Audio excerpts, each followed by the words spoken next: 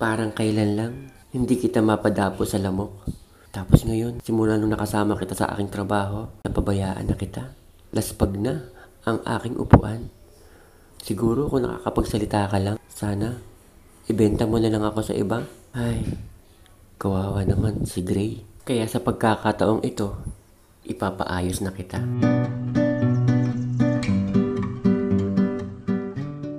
So yun mga kamaster, nandito na tayo sa paggawaan at kung makikita niyo yung mga naka-display dito sa labas, pulido mga kamaster ang gawa dito at kung makikita niyo yung tela, talagang kapit na kapit ang puwet mo dito mga kamaster, hindi madulas, hindi magaspang, talagang maganda mga kamaster.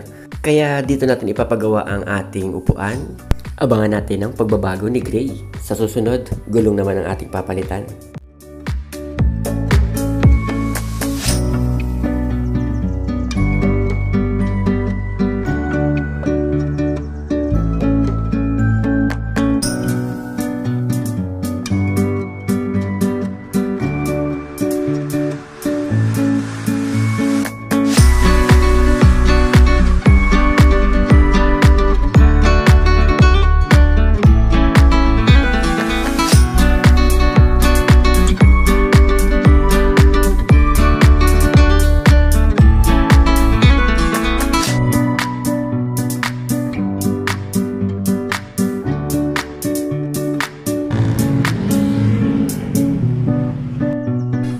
Sa wakas, eto na mga kamaster, si Gray.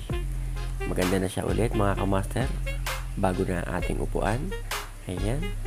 Kung makikita niyo mga kamaster, simple lang pero maganda ang pagkakadali mga kamaster.